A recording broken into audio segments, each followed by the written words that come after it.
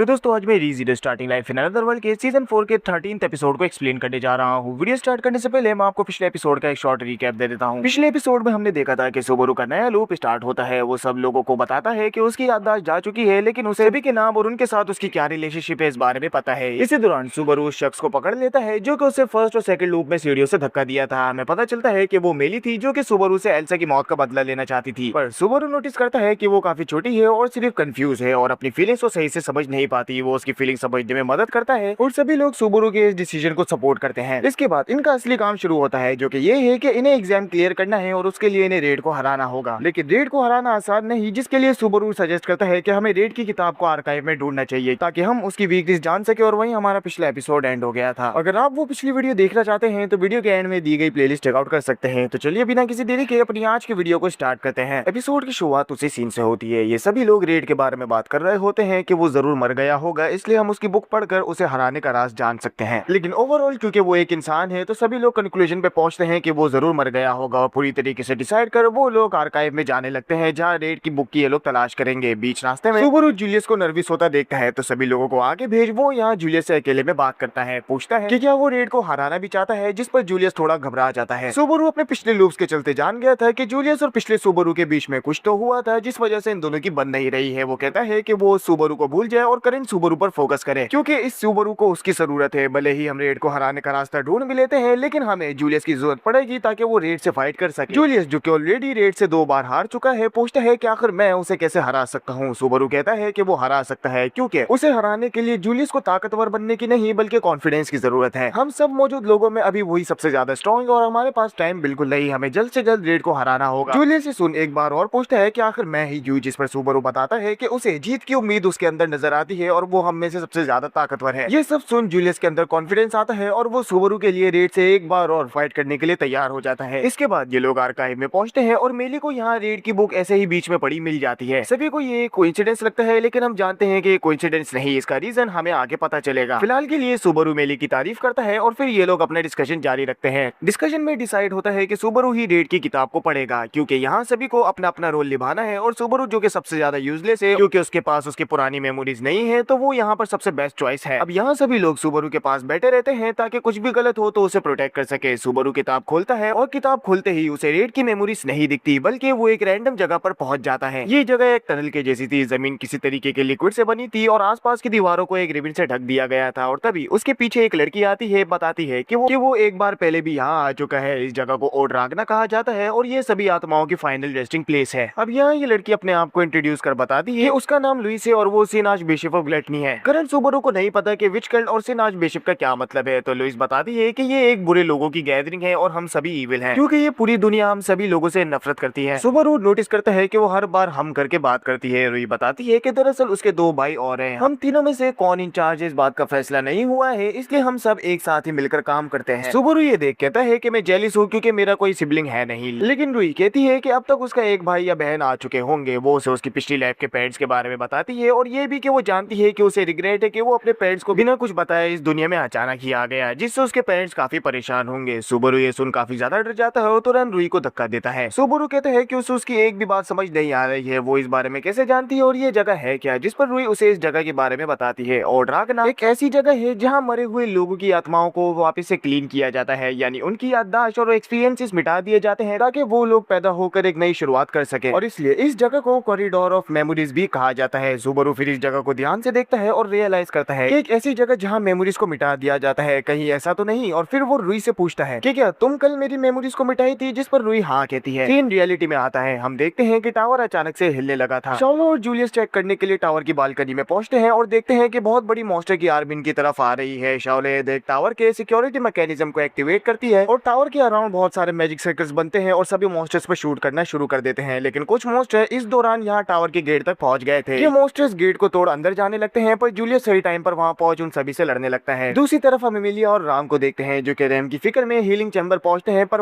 वहाँ के दरवाजे से रॉय बाहर निकलता है जो कि लुइस की तरह ही सिनाज बिशप ऑफ ग्लटनी है। यानी जिन भाइयों की वो बात कर रही थी उनमें से एक रॉय और दूसरा लाए है और इन तीनों के पास ही सेम विच फैक्टर है। जैसे कि हम जानते हैं कि रैम की करंट कंडीशन का जिम्मेदार रॉय ही है, तो राम उसे देख काफी ज्यादा गुस्सा होती है। इसके बाद सीन वापस सुबरू पर आता है जो कि जान गया था कि ओल्ड सुबरू सेम तरीके से रेड की किताब पर इस जगह पर आया था और लुइस ने उसकी मेमोरीज मिटा दी। लुइस ये जान काफी एक्साइटेड होती है कि सुबरू मरने के बाद टाइम में पीछे जा सकता है और वापस से वही सेम चीजें एक्सपीरियंस कर सकता है। वो पूछती है कि यहाँ तक पहुंचने में उसे कितनी बार मरना पड़ा, जिस पर वो बताता है कि ये उसका 5वां ट्राई है, यानी ये उसका 5वां लूप चल रहा है। लुइस ये जान और भी एक्साइटेड होती है और सुबरू से कहती है कि हमसे बेहतर उसे कोई नहीं समझ सकता क्योंकि हम उसके सीक्रेट के बारे में जानते हैं। सुबरू जो कि ये सब सुन फ्रीक आउट हो चुका था कहता है कि मुझे मेरी पुरानी मेमोरीज वापस चाहिए, लेकिन लुइस कहती है कि अगर उसकी पुरानी मेमोरीज वापस आई तो जो अब वो है वो पूरी तरीके से खत्म हो जाएगा, यानी एक तरीके से अगर पुराना सुबरू वापस आता है तो करंट सुबरू की डेथ हो जाएगी, क्योंकि सुबरू की मेमोरीज ही सुबरू को सुबरू बनाती है। अगर वो मेमोरीज ही नहीं रहेंगी तो एक तरीके से वो डेथ पर्सन ही कंसीडर किया जाएगा। उसने इस दौरान इस दुनिया के बहुत से लोगों के साथ नई रिलेशनशिप्स बनाई हैं और अगर वो रिलेशनशिप्स ही नहीं रहेंगी तो सुबरू का कोई वजूद ही नहीं रहेगा। सुबरू ये सुन बहुत ज्यादा डर जाता है, जिसके बाद लुइस अपना असली खेल शुरू करती है। वो उसे ओल्ड सुबरू के मेमोरीज के बारे में बताती है और उन्हें थोड़ा सा ट्विस्ट कर देती है ताकि करंट सुबरू को लगे कि पुराना सुबरू काफी ज्यादा एविल पर्सन था। जैसे कि वो बताती है कि सुबरू की नजर में एमिलिया, बेट्रिस और रैम बहुत ही होपलेस लड़कियां थी और सुबरू सोचता था कि अगर वो इनके साथ रहेगा, इनकी हर काम में मदद करेगा तो ये उसकी फैन बन जाएंगी और वो उनका जैसे चाहे वैसे इस्तेमाल कर पाएगा। ये सुन सुबरू और शॉक होता है, जहाँ लुइस एक बार फिर पूछती है कि क्या वो ऐसे बुरे सुबरू को वापस लाना भी चाहता है, जिस पर सुबरू अपने ही डिसीजन पर डाउट करने लगता है। सुबरू कहता है कि वो यहाँ मरना नहीं चाहता। लुइस इसका फायदा उठा कहती है कि उसे पुराने सुबरू को कम्प्लीटली भूलना होगा और इस करंट सुबरू को अपनाना होगा, क्योंकि यही एक तरीका है जिससे वो इस दुनिया में अपनी जगह बना पाएगा। इसी दौरान सुबरू फील करता है कि कोई उनकी तरफ आ रहा है। सुबरू को लगता है कि ये पुराना सुबरू है जो कि उसे रोकना चाहता है, इसलिए वो उसे चिल्ला चिल्ला कर कहने लगता है कि वो मरना नहीं चाहता। लेकिन लुइस देखती है कि यहाँ तो कोई है ही नहीं, तो सुबरू बात किससे कर रहा है। और जब सुबरू उसकी शक्ल देखता है तो वो रैम निकलती है। बेसिकली ये एक रैम की झलक थी जिसे सुबरू देख पा रहा था। वो उसे बार बार खड़े होने कहती है और सुबरू खड़ा होकर पूछता है कि आखिर मैं ही क्यों, जिस पर रैम कहती है कि वो मेरा हीरो है, अगर उसके पास खड़े होने की ताकत है तो वो बाकी सबको बचाने की भी ताकत रखता है। वो कहती है कि उसे वापस जाकर सभी लोगों को बचाना होगा और उस बंदे को भी जिसे वो पूरी तरीके से खत्म करना चाहता है, यानी पुराने सुबरू की यहाँ बात हो रही है। अब इस पूरी स्पीच से सुबरू को इंकरेजमेंट मिलती है, एक नई उम्मीद मिलती है। इसके बाद रैम अचानक ही गायब हो जाती है और सुबरू अपने आप को संभाल लुइस से कहता है कि अब उसे उसके मुंह से एक भी लफ्ज नहीं सुनना। ये सुन लुइस पूरी तरीके से पागल होने लगती है और सब कुछ रिवील करने लगती है। बताती है कि जब पिछली मर्तबा सुबरू यहाँ आया था वो उसे खाने में तो कामयाब हो गई थी, लेकिन वो सुबरू की उन मेमोरीज को नहीं खा पाई जो कि उसकी पुरानी वर्ल्ड से थी। यानी सुबरू जो कि अपनी पुरानी दुनिया से इस दुनिया में टेलीपोर्ट हुआ है, उसकी पुरानी मेमोरीज पर लुइस की पावर काम नहीं करती है। वो इसका रीजन भी बताती है कि करंट सुबरू और पुराना सुबरू जो कि कल यहाँ आया था अभी भी एक दूसरे से कनेक्टेड है और वो इस दौरान यहाँ सभी बातें बताकर सुबरू को ओल्ड सुबरू से अलग करना चाहती थी। और उन दोनों को अलग करने का तरीका बस एक ही है कि करंट सुबरू को पुराने सुबरू को कम्प्लीटली भूलना होगा। जैसे ही वो ओल्ड सुबरू से अलग होगा वो उसे दोबारा से खा पाएगी, क्योंकि हमें बताया जाता है कि लुइस की पावर एक बंदे पर एक ही बार काम करती है। सुबरू फिर यहाँ लुइस से पूछता है कि वो आखिर ऐसा करना क्यों चाहती है, जिस पर लुइस बताती है कि उसके अंदर एक ऐसी भूख है कि वो हर एक चीज को एक्सपीरियंस करना चाहती है, लेकिन वो अब तक डेथ को एक्सपीरियंस नहीं कर पाई है। सुबरू की मेमोरीज को छीन वो रियलाइज कर पाती है कि सुबरू के पास रिटर्न बाय डेथ है, लेकिन जो मेमोरीज उसे सुबरू की मिली थी उसमें उसे डेथ की आदत हो चुकी थी, जिस वजह से उसे वो एक्सपीरियंस नहीं मिला जैसा वो चाहती थी। लेकिन करंट सुबरू जो कि 4 बार मरकर यहाँ दोबारा आया है, वो उसे वापस से खाकर फ्रेश डेथ एक्सपीरियंस करना चाहती है कि मरना आखिर होता कैसा है। लेकिन कंडीशन ये है कि उसे सुबरू को ओल्ड सुबरू से अलग करना होगा, क्योंकि उसकी पावर एक बंदे पर एक ही बार काम करती है। अब यहाँ सुबरू लुइस से कहता है कि वो उसे कुछ नहीं देने वाला और यहाँ से जाने का डिसाइड करता है, और साथ ही वो अपनी पुरानी स्पीच भी देता है कि मैं सुबरू हूँ, ना ही उससे ज्यादा, ना ही उससे कम, ना ही पुराना और ना ही करंट। अब ये देख लुइस हार मान जाती है और उसके यहाँ निकलने के लिए एक गेट भी ओपन करती है। बताती है अब सब कुछ उसके भाइयों के हाथ में है। ये सुन सुबरू समझ जाता है कि रॉय और लाय जो कि उसके भाई हैं टावर के अंदर आ चुके हैं और बाकी सब पर अटैक भी कर दिए होंगे। सुबरू यहाँ से निकलता है, कहता है कि अगर रैम को लगता है कि मैं सभी को बचा सकता हूँ तो मैं सभी को बचाऊंगा और एक बार फिर रैम से दोबारा मिलूंगा। और इसी के साथ ये एपिसोड यहीं पर एंड हो जाता है। लेकिन एपिसोड के आखिर में हमें एक एक्स्ट्रा सीन देखने को मिलता है। लुइस अपनी असली पर्सनैलिटी में आती है और वो काफी ज्यादा गुस्सा थी कि सुबरू यहाँ से चला गया। वो कहती है कि उसकी लाइफ मुझे बिलोंग करती है और वो हर बार की तरह उसके भाइयों से बार बार मरेगा और फाइनली एक बार फिर यहाँ आएगा जहाँ वो उसे पूरी तरीके से कब्जे में कर उसकी मेमोरीज चुरा लेगी। साथ ही हमें यहाँ वो सीन्स भी देखने को मिलते हैं कि जब सुबरू पिछली बार यहाँ आया था तो उसने उसकी मेमोरीज कैसे चुराई। सुबरू गलती से लुइस को अपना नाम बता दिया था, जिसका इस्तेमाल कर वो उसकी मेमोरीज को हासिल करी, लेकिन तुरंत ही उन्हें अपने मुंह से निकाल दी। वो सुबरू की बाकी मेमोरीज को भी खाने की कोशिश करी, लेकिन सुबरू किसी तरह वहाँ से बच निकला। ये देख हम समझ सकते हैं कि लुइस किसी भी तरह सुबरू को उसकी मेमोरीज वापस नहीं लौटा सकती है, क्योंकि वो मेमोरीज अब जा चुकी है और लुइस के पास नहीं है, क्योंकि वो उसकी मेमोरीज को खा लेने के बाद उस सबसे मुंह से निकाल दी है और ड्रागना में फेंक दी है। और ड्रागना का काम सभी मेमोरीज को मिटा देना है, तो सुबरू की मेमोरी अब मिट चुकी है कम्प्लीटली। अब इस एनिमे में आगे क्या होने वाला है वो आपको अगली वीडियो में पता चलेगा। बाकी वीडियो अच्छी लगी हो तो लाइक जरूर कीजिएगा।